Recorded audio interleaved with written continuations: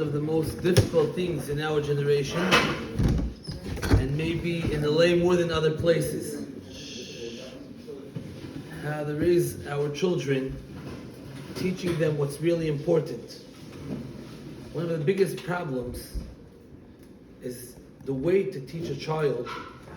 There's two parts. In the pasuk it says, "Shema beni musar avicha, ve'al titosh Torat imecha."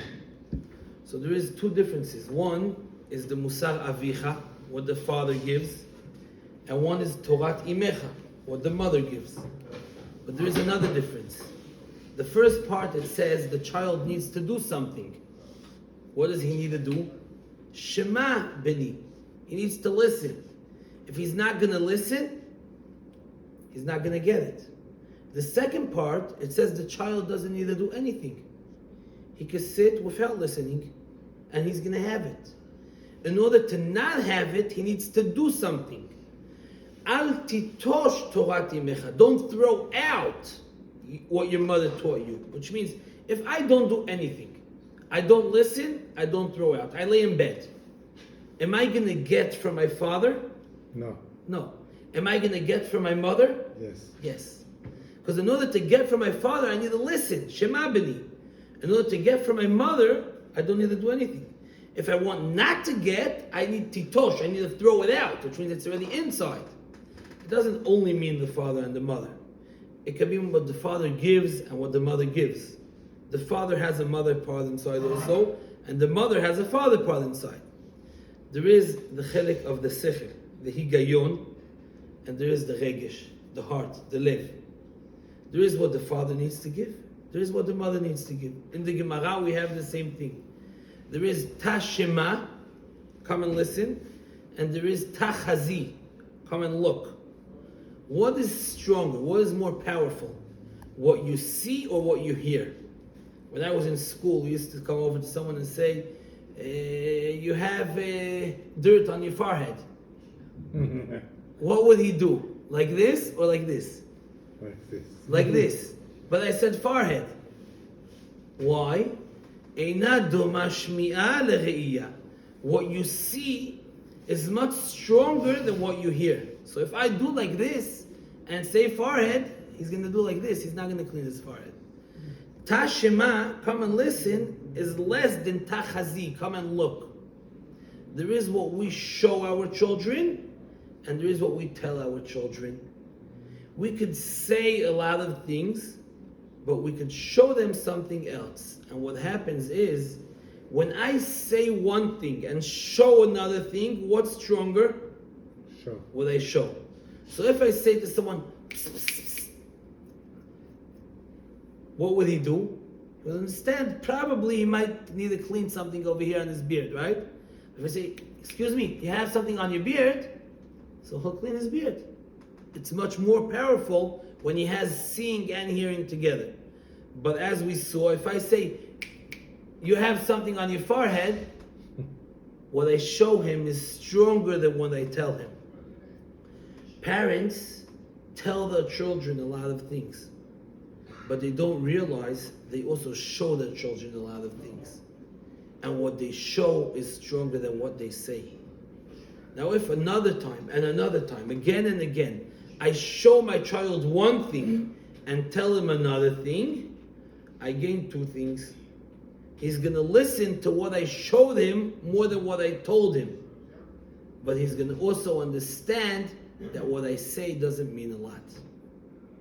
If I show him that money, business, is more important than family, and I tell him family is more important than business, how do I do that? I tell him all day, the family is the most important. Mommy is more than everything. Mommy says Tati is more than everything. Our children are more than everything. But he sees that every time someone from the business calls, I run out of the room and I'm on the phone. So what did I tell him? What's the most important? Family. What did I show him? What's the most important? Yes. Business. What's stronger? What I told him, what I showed him? Sure. What I showed him. So that's what happens when I show one thing and say another thing. And if I do that mistake again and again and again, the child understands that what dad says doesn't mean a lot. What Mom says, doesn't mean a lot, because they say one thing and they show something else. What the father does is teaches by talking. It's not only the father, also the mother uses that sometimes. That's the mind. That's the father part. Is Shema Beni Musar Avicha. Is what the child needs to listen to, because it's through teaching. But what the mother gives, what the mother shows, what we need to show without talking, by showing what's really important to us, goes over without talking. It's what he sees. That's already inside. There is Al Titosh Torat Imecha. Which means the real chinuch of the children is not what we tell them, is what we show them. And that brings us to one of the most important points we need to learn about chinuch yiladim, about teaching children. Now we're going to see that really it starts from us, how we teach ourselves. And that's why even though we already finished teaching his children, and the grandchildren, it's a little bit harder to teach than the children, it's still never too late to teach ourselves. Chinuch is umanut. It's not a melacha. It's not a job. It's something that you need to know how to do. It's not work. It's not only hard work. It is hard work, but it's not only hard work. It's something you need to know how to do. Knowing how to be mechanech is to know how to show what we want to show, what is really important to us. And there we need to see something very interesting. Rashi HaKadosh, also in the Talmud, in the Gemara, Talmud Bavli, also in the Chumash, the Tanakh, Kol HaTanakh, Rashi is a parshan. He's mefaresh HaMikra. He says, Ani lo bati ela lefi pshuto shel mikra. I want to teach you what it says. If Rashi brings a pirush, lo lefi pshuto shel mikra, it means there is a problem in pshuto shel mikra. We would understand something not correct if we would learn pshuto shel mikra. Rashi, when he explains something, it means he's trying to explain you the words. If you would understand the words right without Rashi, he doesn't say anything. If he says something, it means you wouldn't understand without him. And if something looks simple, you need to try to think, why did Rashi need to explain? I could understand without him explaining. It means I could have a mistake Rashi wants to save me from. He wants to save me from having a mistake. Sometime in yeshiva, you could sit and learn a whole week, one letter in Rashi, a vav. Why does Rashi write this vav? I don't understand. If I don't understand, what does it mean? I didn't understand the Gemara the way Rashi understood it. Which means I understood the Gemara not right. So I need to try to understand the Gemara how Rashi understood. Understand what he wanted to make sure I don't misunderstand. And then understand what Rashi says. It sounds complicated. Sometimes it's more complicated than what it sounds. I'll tell you a ma'amar Chazal. Chazal says something. And Rashi says one word. And we're going to try to learn what's the mistake we could have had and what Rashi teaches us. Chazal say, בדרך שאדם רוצה לילך, מוליכים אותו.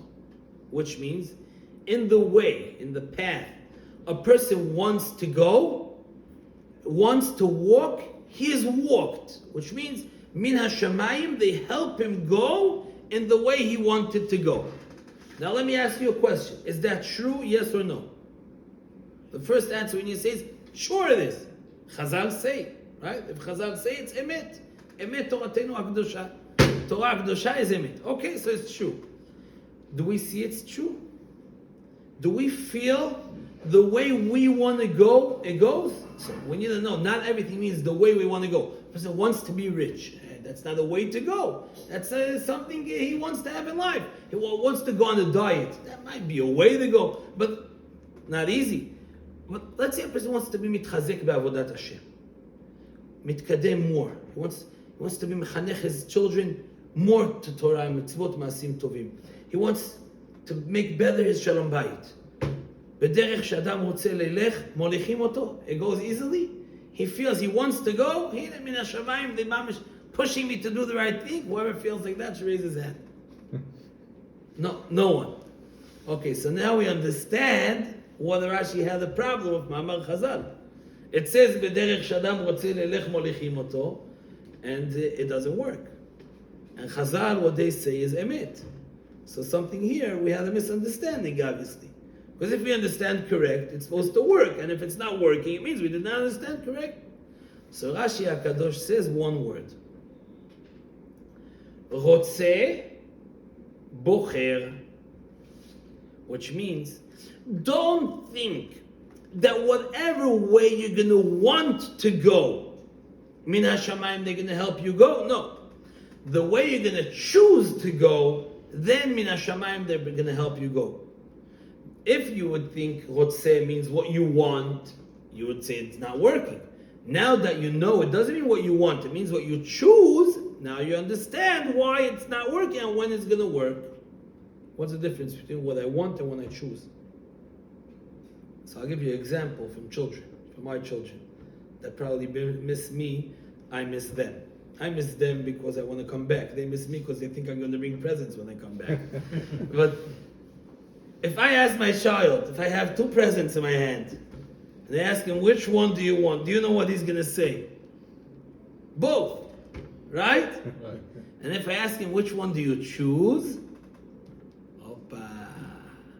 Now he needs to decide which one he's taking and which one he's letting go. That's very hard for a child. What I want means I want this, I want this, I want this, I want everything. What I choose means I'm willing to leave everything else in order to get this. Says Rashi HaKadosh. The reason we don't see בדרך שאדם רוצה ללך מוליכין אותו is because we want this and this and this and this. We want nachat from our children and הצלחה and ברכה בפרנסה and shalom bayit and to sleep all day and all night and not work and make money and eat and lose weight. We want a lot of things. No. You need to choose what is the most important for you. And for that, you're willing to give all the things. If you give me this, I'll leave everything else. It said, Kol asher la'ish yiten be'ad nafsho. When a person is chas v'shalom in a matzav sakana, he'll give everything he has in order to not lose his life. His life is the most important.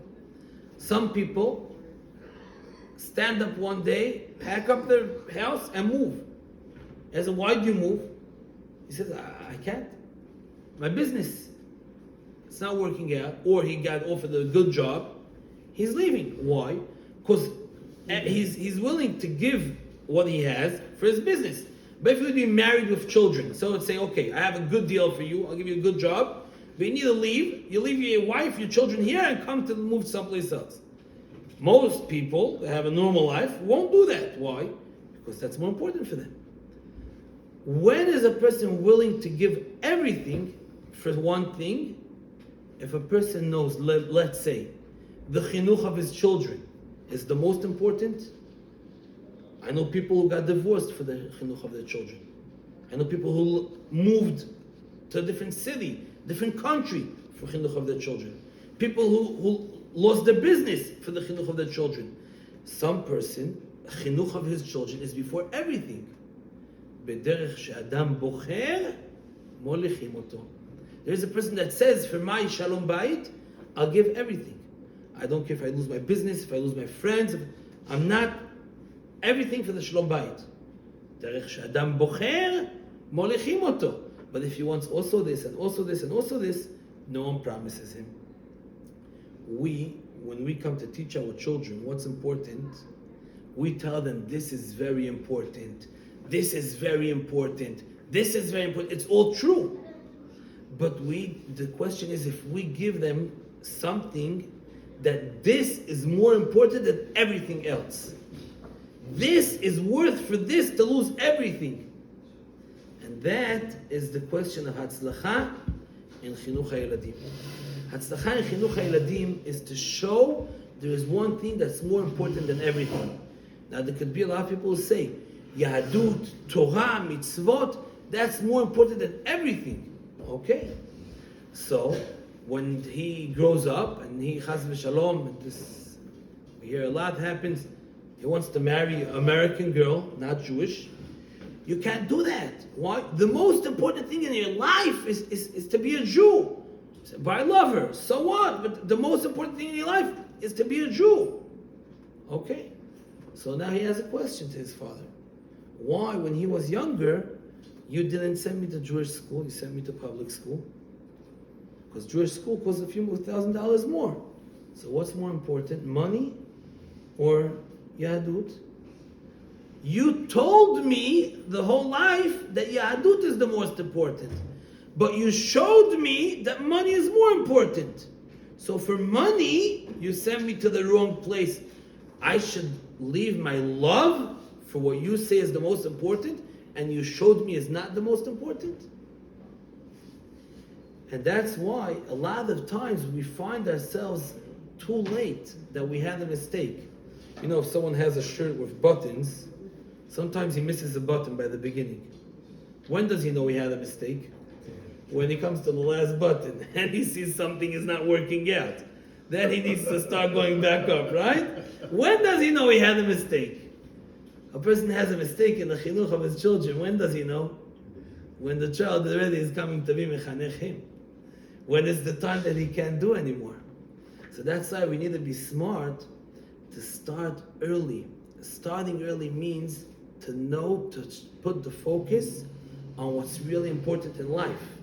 What's really important in life, not to say this is important, to show it's important. In order to it to be important, it needs to be important to me. If I'm not willing to give up on my things that I like and are important for me, I can't expect my children to do it. I want to see another point in Chinuch that builds up onto this point. Someone once, a rabbi asked, why when I see a child playing with matches on Shabbat, I say, hey, matches, sakana. And I don't say, hey, Shabbat. What he meant to say was, you're more scared of the sakana than bothered by Chilul Shabbat. And he wanted to say something which is true, that if we would be so clear by us that, hoy, Shabbat, the child also will understand Shabbat is important. But if I feel like Shabbat, it's very important, but it's not like playing with matches, so my child understands it's very important, but it's not so important. That's the idea he wanted to say. I want to take what he said and like learn it and see there is a little bit something not so true, not so right in what he said. When I pat a child's hand, okay, today I don't know if you're allowed to do that, they go take you to court, but matches. What do I want to gain? What do I want to gain by that? I want to teach him matches is dangerous. He should know when he's 35 years old not to play with matches. No, I want him to be careful not to touch matches now. I don't want him to get hurt, right? When I tell him Shabbat, what do I want to gain? I want to gain that now he shouldn't be Mechalel Shabbat? No. I want to make sure in the future he's not Mechalel Shabbat. Now he's a child. He doesn't have a mitzvah to keep Shabbat. I have a mitzvah to be mechanech. Mitzvah chinuch. Mitzvah chinuch is not what he'll do now. It's what he'll do in the future. When I tell him, hey, matches, I want to make sure he doesn't play with matches right now. I can give him a patch. He's not going to touch matches now. But really, if the only way I'm going to teach him is by giving him a patch, you know what's going to happen? What happened to me? I got a patch when I played with matches. And I understood this is something special. So when Tati and Mami did not see, I wanted to check why it's special. And I checked, and I understood. I hurt my hand, I knew it's not good to play with it anymore. And if I give a kid, hey, Shabbat, what's going to happen? When Tati and Mami don't see, he's going to try not to keep Shabbat. Why? Because he wants to see. Because we didn't teach him. There is a big difference between chinuch and iluf. How do you say iluf? You know what iluf means? Like when you teach a dog, train. But maybe in chinuch, maybe you also call it training. Iluf, I don't make the dog understand why to jump now. He understands when I do like this, he'll jump, he'll get a bamba, he'll get his food, whatever it's called, the dogly. But when I tell a child, come to shul, you'll get something sweet, what do I want him to think? Something sweet is important? I want him to think shul is important. I want him to have a good feeling coming to shul. But if I pull him to shul, what am I going to gain? Hey, come to shul right now. Like our parents used to bring us. I think our parents, by the Edot HaMizrach, bringing the boys to shul is a very big issue. So I pull him to shul. What am I gaining? That now he's going to come to shul. Am I gaining in the future he's going to come to shul? No, I'm making him not want to come to shul in the future. Right? But if I bring him b'darkei noam, I don't force him to do it. I'm going to gain the future, I'm going to lose now. Chinuch is not now, I'm ready to leave now to gain the future. Harav Mibrisk was special. A lot of things. One of the things by him was chinuch of his children was his whole life. They say someone came over to him and said, from what stage should he start davening for the chinuch of his children? I said, what do you mean from what stage? I started davening, praying for them a lot before they were born. He said, until when? I said, what do you mean until when? My kid's already 60 years old and I cry for them every day. He said he was zochet to have good children. And by the way, they say it's not, he didn't let his girls and boys play with a lot of the neighbors. Only some people don't want you to go there, don't want you to go there. Someone said once he walked in, Rav Mibrisk, he saw the Rav Mibrisk sitting on the floor playing with his daughters.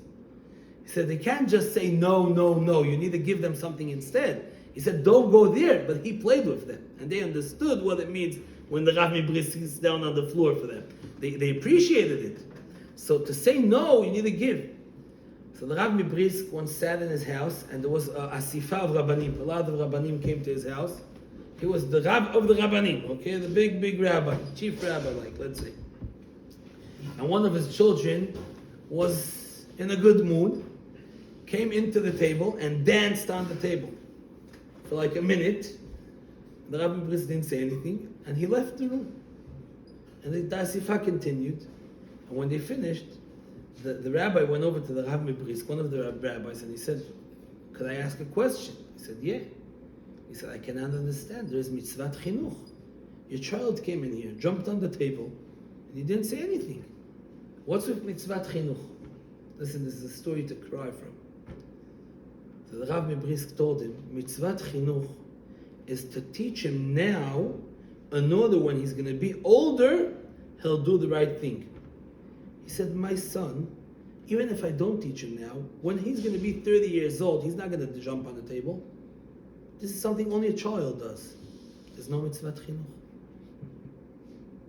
Why am I screaming at him? Because he made me bizyonot. He made me feel bad that my son is acting wild. I'm not allowed to scream at him because of what he did to me. I need to be mechanech. Chinuch is to make sure he doesn't do what's wrong when he's older. He does what's right when he's older. He's anyway not going to jump on the table. There's no mitzvat chinuch. If we check how much percent of our chinuch we do to our children, for us, for our kavod, for our ma'amad, you don't talk like that to Abba. Why? Because I want him to be mechayem mitzvat kibud orim? Or because I don't want my son to talk like that to me? What's the issue? Me or my son? Some people say, listen, I'm a strict person. That's the way I... Who asked you what you are? It has nothing to do with you. Chanoch lanar al pi darko. What is right for him. If he needs a soft chinuch, it doesn't matter if you're a strict guy.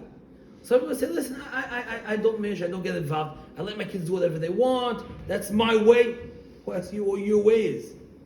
Maybe this kid needs someone to say, Ad kan, zo, you can't do that. Chanoch lanar al pi darko.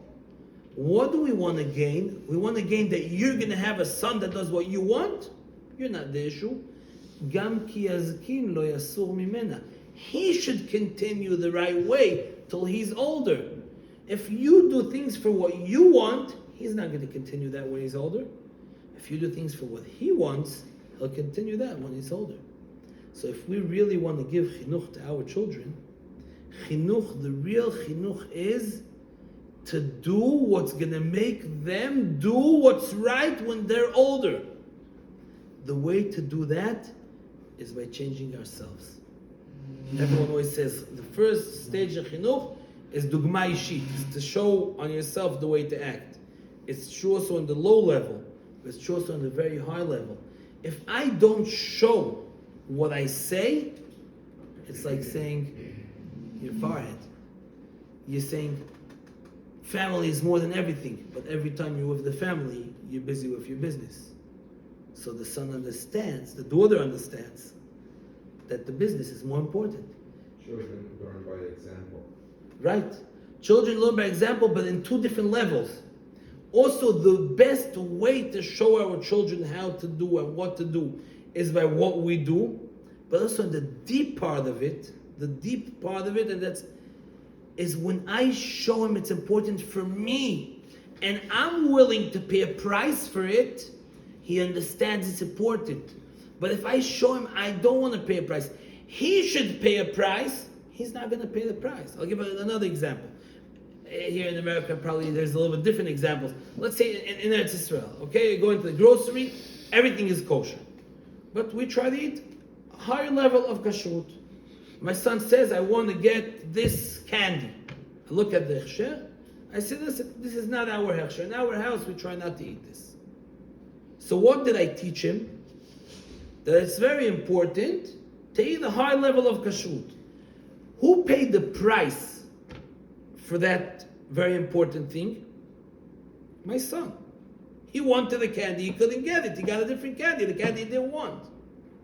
But if I say to him, listen, this is not such a high level of kashrut, so I'll buy you 2 candies of that type. What did I show him? I'm willing to pay a price for it. I'm going to pay more. I'm going to pay a price because it's important for me. He understands I'm willing to pay, he'll do it. If I say the most important thing in life is family, and I'm busy with my business, he learns the most important thing is business. That's just an example. There's a million examples, yeah? I'm not giving all examples for a reason, but I want every person to take the nimshal to his own life, where he shows one thing and says another thing. Including me, obviously, yeah? Not Khalila giving musar. So, but if he sees, I get a very important phone call, and I say it's a very important phone call, but now I'm with you, I don't want to answer now. Sometimes you need an answer. And say you need, but if he, you know, he understands, Abba is willing to put away his business for family. Now I know family is really important. If I say, don't go to this and this place because it's not so tsanua over there.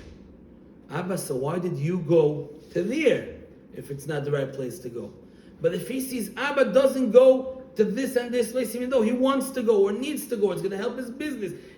He's interested in going, but he doesn't go because he feels like it's wrong to go, then the son learns that's what's important. Which means teaching, I'm going back to the beginning, is not by Tashema, is by Tachazi. Is not by Shema beni musar avicha, is by Al titosh Torah imecha. After you have that part that you show what's really important, then you can make it even stronger by saying the right thing. But if you don't show what's really important, it's not going to help how much you say it. It's just going to make it worse.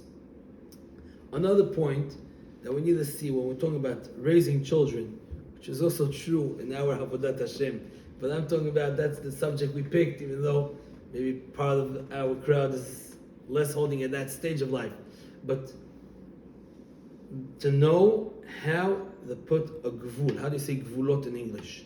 How to say no is how to say it. But like when, what not, what you're not allowed to do, what we don't let, what we're not going to give into. Okay? Limitations. Limitations is gvulot? Boundaries. Huh? Boundaries. Okay, you know what I mean. Okay? So gvulot. How do you put gvulot? One of the big problems of parents is we want to be good parents. Right? We want to be good parents. By the way, we'll say another thing that has to do with the first subject. A father, a mother, feel like their part of their tafkid, of what they need to do in life, is protect their children. Okay, let's go a few years back. A father that's trying to protect his child, and the Nazi comes over and kills his child. Did he do something wrong? האם הוא נכשל? How do you say נכשל? Fail. Did he fail his job of life, of protecting his child? Yes or no? No. He did what he could. Not everything is under his control, right? Chinuch is the same thing. We have a tafkid, a mesima, a job from Hashem Yisborach to try our best to teach our children to go the right way. But if we did what we need to do, what happened at the end has nothing to do with me. I didn't fail. A person did not fail if his child is not the way he's supposed to be, if he did the right thing. Chinuch is not what's going to happen at the end, is to teach him the right path, to help him do the right thing, to try to make him go in the right way. If he didn't do that, he has bechira. He has bechira. He has bechira. She has bechira. They choose how to live their life. They could be doing a big mistake. We care very much to see our son did a mistake, but it's not our mistake. Bechira is you choose. Bechira is choose. Choice. HaKadosh Baruch Hu gave every human being ability, a efsharut, a yecholet, to be able to choose. Re'eh anochi noten lifnechem hayom. I'm giving to you et ha'chaim ve'et ha'mavet, life and death. Ubacharta b'chaim. HaKadosh Baruch Hu says you need to choose life, but you could choose death. There is good and bad. I'm telling you, you need to choose good, but you could choose also bad. HaKadosh Baruch Hu doesn't stop you. A person wants to go into his car, drive on Shabbat. HaKadosh Baruch Hu doesn't make the machine stop working. The machine works. The car works. The lighter works. You want to light a cigarette on Shabbat? The lighter works. The same way it worked on Friday and Sunday. HaKadosh Baruch Hu says you're not allowed to do it on Shabbat. So we need to know. We need to teach our children what's right to do. But they could choose. The same way we could choose. They could choose. And we need to know that. If they went the wrong way and we did what's right, it doesn't mean we failed. Okay? So I'm saying we have one of the things we need to do is protect our children. We want to be good parents. We want to make sure they have everything they want. And that's why a lot of times they ask us, or they want to do things that we don't want or don't let.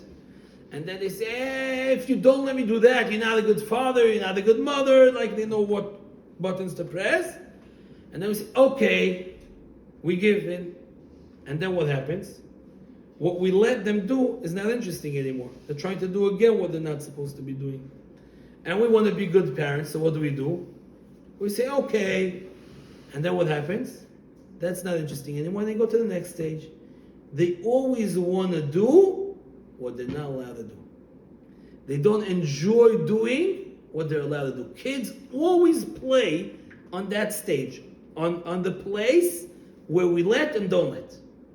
Why? Why do kids always try to do what they're not allowed to do?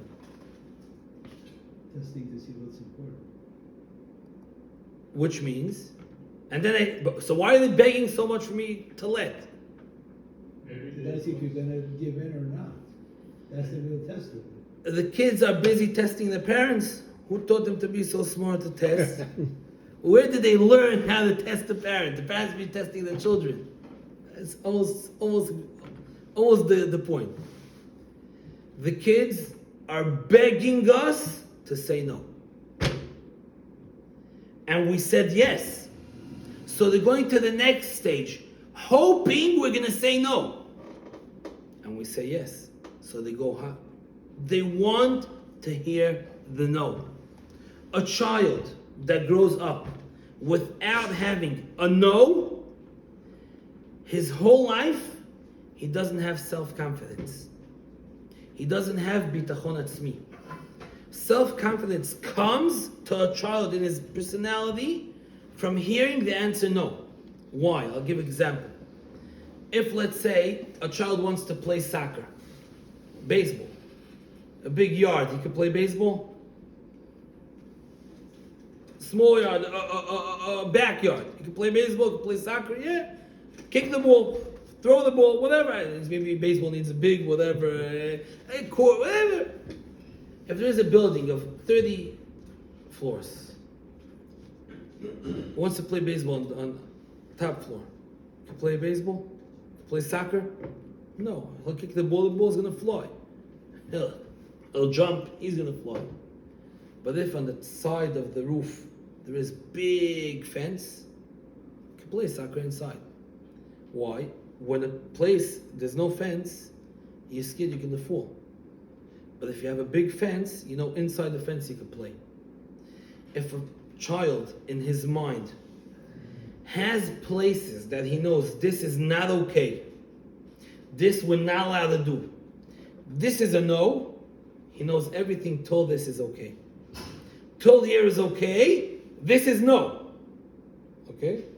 But if there's no, if there's no place that he knows that's not okay, every single thing he does, he's not sure. Is this okay or not okay? Am I doing the right thing or am I doing the wrong thing? Am I doing good? Am I doing bad? He doesn't know. And he has no self-confidence in anything he does. Because if you don't know where there is a fence, you can't play inside. But if he knows this is no, and this is no, he knows the whole thing in between this is okay. So the child begs us to say no. And we try to be good, so what do we say? Okay. And then he runs to the next stage. And he hopes there he's going to get the no. Because no is part of the self-confidence. Getting a no is part of self-confidence. Which means being a good father, a good mother, is not letting them do everything they want. Letting them do everything they want is being a bad parent. Is not doing what we need to do for them.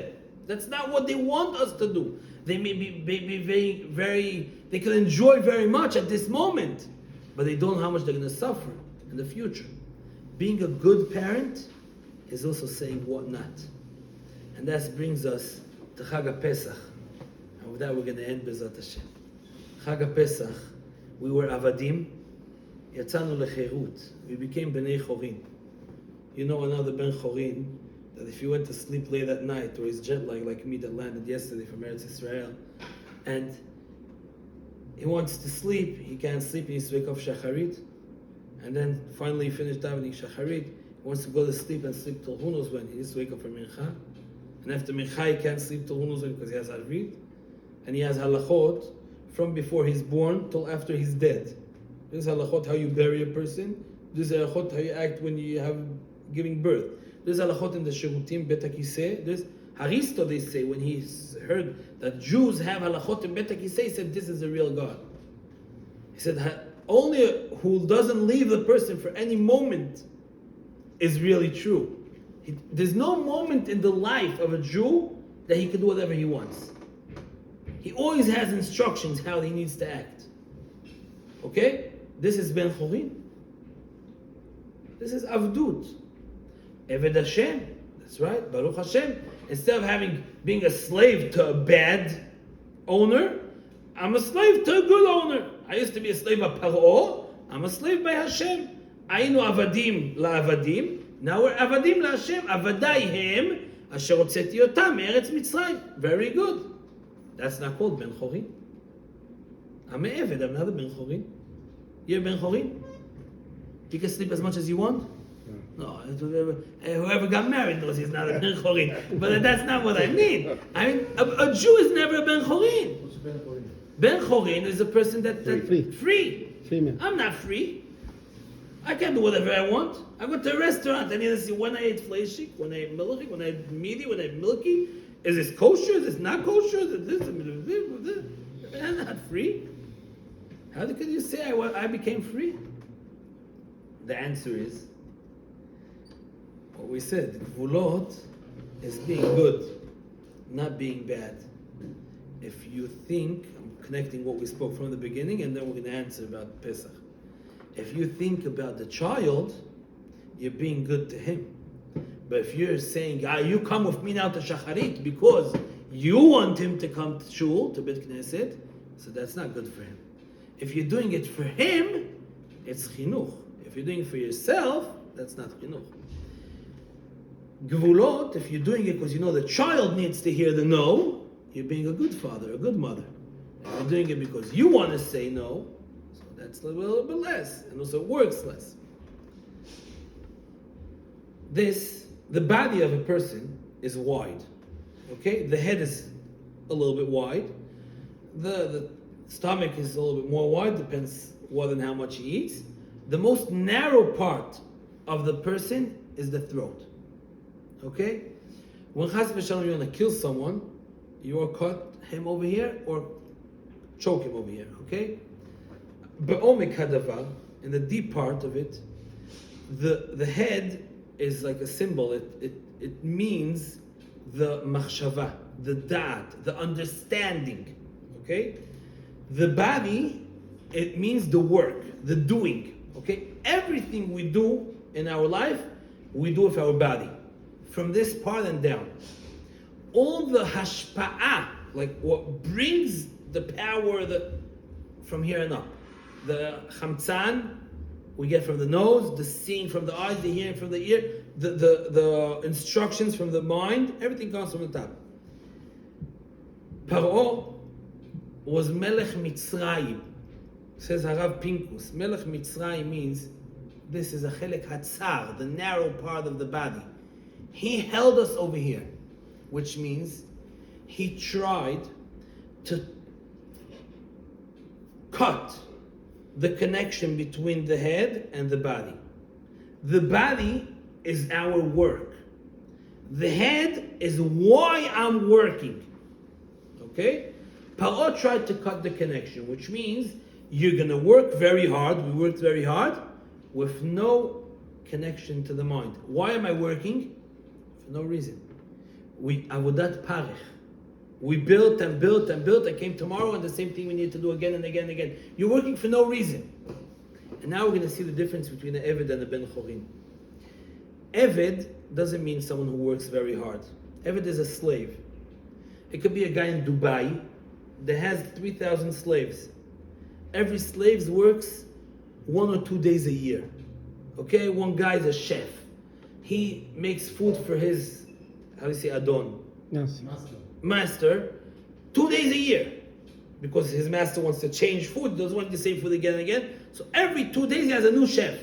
So this guy, 2 days a year, he's a chef by his master. The rest of the year, he lives on the master's credit card. MasterCard. Okay? He lives on the master's credit card. And he's a slave. He's a slave. And could be a guy that wakes up 4 o'clock in the morning, comes back home at 6 o'clock at night, works like a fed, as we say, works and works. He runs his own business. He's not a slave. Sort of, but he's not a slave. He's free. Slave doesn't need to work hard. Free doesn't mean you don't work hard. So what's the difference between a slave and someone who's free?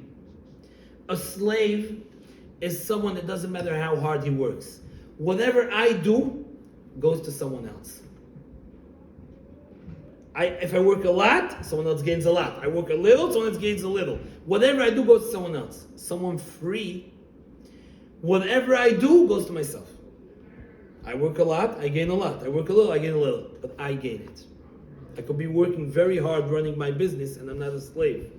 I could be not working hard running someone else's business, my master's business, and I'm a slave. Okay, clear? We were avadim le Paro, which means we were slaves by Paro. We worked and he gained. HaKadosh Baruch Hu tells us bePesach, I'm taking you out lecherut. Lecherut doesn't mean you're not going to be working hard. You're going to be working very hard, but you're not going to be a slave. You are going to gain from it.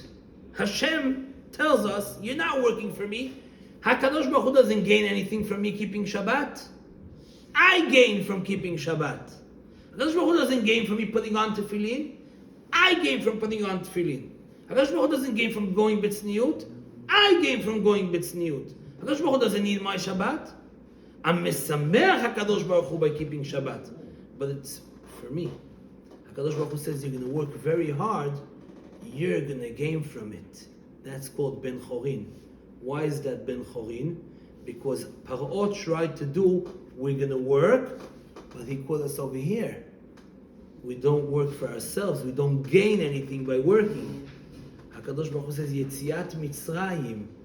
We're going to leave go over here. We're going to do a connection between the mind and the body. You're gonna work, but you're gonna gain from it. That's what HaKadosh Baruch Hu tells us ביציאה מצרים. תעבדון את האלוקים תחת ההר הזה. I'm taking you out to be a slave of mine. And you know what's the difference between a slave of mine and a slave of Paro? It's not only who's your master, it's who gains from your work. Till today, Paro gained, from now you're gaining. HaKadosh Baruch Hu taught us that making someone work for himself, that's the way to be mechanech. That's kiyum Torah u'mitzvot. HaKadosh Baruch Hu says, I'm going to make you work very hard, but you'll do it for yourself. We tell our children, we're going to make you do what you need to do, but for you, not for me. חנוך לנער על פי דרכו, גם כי הזקין לא יסור ממנה. יהי רצון, HaKadosh Baruch Hu should help us not only teach our children, teach ourselves.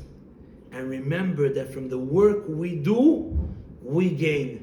יהי רצון that the way HaKadosh Baruch Hu made נס פורים, ונהפוך הוא אשר ישלטו היהודים המה בשונאיהם, and נס פסח, that we end מעבדות לחירות, HaKadosh Baruch Hu שבי מוציא כל אחינו בית ישראל, שנתונים בצרה ובשביה, משעבוד לגאולה לנו ולכל ישראל, כן יהי רצון ונאמר אמן. חזק וברוך רבי חנניה